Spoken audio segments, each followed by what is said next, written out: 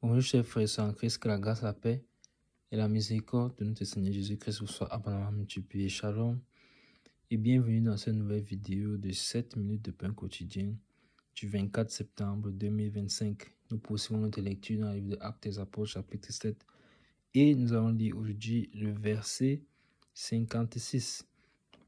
Nous sommes donc toujours en train de voir le frère Étienne qui, devant le Sanhédrin, accusé, persécuté tout simplement parce qu'il annonce la bonne nouvelle de l'évangile, a pris tout le temps pour expliquer calmement et posément à personne en face de lui que Jésus-Christ est le Messie, celui qui devait venir. Il a commencé depuis Abraham, remontant les Écritures, essayant de leur expliquer que attendez-vous, c'est le Seigneur, c'est le Seigneur, c'est le Seigneur qui devait venir. Et il est venu, mais nous ne l'avons pas reconnu, nous l'avons crucifié. Il a tout fait pour leur montrer cela, mais malheureusement, ils n'ont pas voulu comprendre.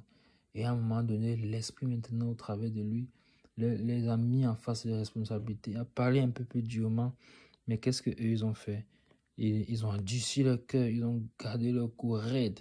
Ils n'ont pas voulu écouter et entendre la parole de Dieu. Alors je t'exhorte qu'il ne soit pas ton cas, que pendant que tu écoutes ce message, tu n'as pas encore donné ta vie au Seigneur, tu continues à résister, tu continues à t'endurcir. Non, ne fais pas cela. Donne ta vie au Seigneur. Donne ta vie à Jésus-Christ. Il est venu pour que tu aies la vie éternelle. Il est venu pour te sauver. Alors, il n'y a pas de raison que tu sois dans l'endurcissement. Car les jours mauvais sont au-devant de nous. Car nous sommes arrivés effectivement à la fin des temps. Donc, faisons véritablement attention. Et si nous sommes enfants de Dieu, ressaisissons-nous. Marchons fermes dans nos voies avec le Seigneur, car il revient bientôt. Et donc, dans ce verset 56, qu'est-ce que Étienne va dire? Parce qu'il avait déjà dit dans le verset précédent, c'est ce que nous avons vu dans la vidéo d'hier par la grâce du Seigneur, que pendant que les hommes en face de lui étaient en train d'être furieux contre lui dans leur cœur, pendant qu'ils étaient en train de grincer les dents contre lui, tout simplement parce qu'il les a mis en face de leurs responsabilités. Alors, lui, il a fait savoir qu'il a levé la tête vers le ciel, il a regardé vers le ciel. Qu'est-ce qu'il a vu? Il a vu la gloire de Dieu. Il a vu la gloire de Dieu. Jésus debout à la droite de Dieu. Magnifique, magnifique. Nous sommes encouragés à lever les regards vers le ciel. C'est de là que vient notre secours. Et dans ces derniers temps surtout, parce que le Seigneur Jésus-Christ revient bientôt, alors nous lèverons les yeux et nous le verrons dans les airs. C'est de la même manière qu'il viendra nous chercher.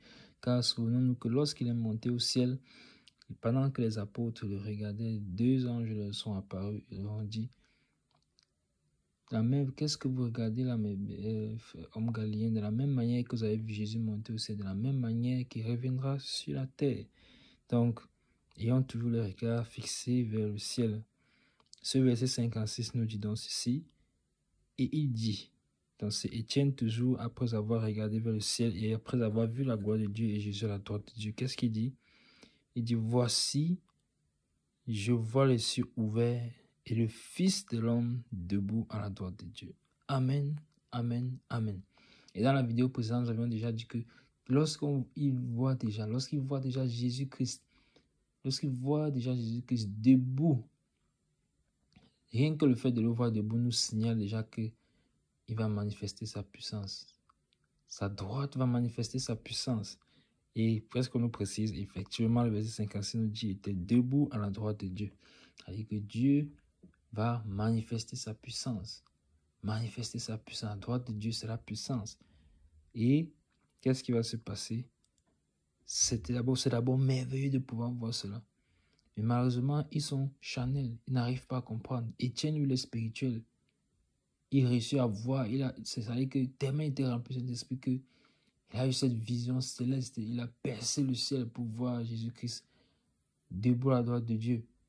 Mais eux, ils ne le voyaient pas. Pourtant, il est sur le point d'être lapidé. Vous voyez donc que sa vie a glorifié le Seigneur. Pourtant, il est sur le point de le tuer. Mais sa vie a glorifié le Seigneur à tel point que le Seigneur s'est levé pour lui. Est-ce que vous avez vu dans les Écritures beaucoup de personnes qui ont pu avoir cette grâce de voir Jésus-Christ devant son trône, en plus debout, étant sur la terre? Est-ce que vous voyez ça? C'est merveilleux c'est le témoignage d'Étienne. C'est merveilleux ce qu'il a vécu. En plus de ça, Car Dieu avait déjà dit que personne ne peut me voir mourir et vivre. Et c'est le désir de nous tous en tant qu'enfants de Dieu. On doit désirer voir la gloire de Dieu, désirer la présence de Saint-Esprit, désirer plus de lui. Alors lui, il a regardé vers le ciel, il a vu la gloire de Dieu et Jésus-Christ debout à la droite de Dieu. Magnifique, magnifique témoignage encore une fois de plus. Véritablement, le frère Étienne était un homme vraiment qui était un modèle pour nous, rempli du Saint-Esprit, rempli de foi, de sagesse, de courage. Et vraiment, c'est merveilleux, c'est merveilleux. Alors, je vais relire ce verset une fois de plus parce qu'il est merveilleux. Voici, je vois les cieux ouverts et le Fils de l'homme debout à la droite de Dieu. Le Fils de l'homme debout à la droite de Dieu. Magnifique, magnifique. Oh Seigneur, fais-nous voir ta gloire. Nous voulons voir ta gloire, Seigneur. Nous voulons voir ta gloire, Seigneur, et nous aspirons à cela. Nous aspirons, Seigneur, à ton retour. Nous aspirons à te voir également, Seigneur, sur la nuit, dans les cieux, quand tu reviendras pour nous chercher, Seigneur. Alors, si tu es un enfant de Dieu, cela doit être le désir de ton cœur. Ton cœur ne doit pas être attaché aux choses de cette terre. Ton cœur doit aspirer et désirer ardemment le retour du Seigneur.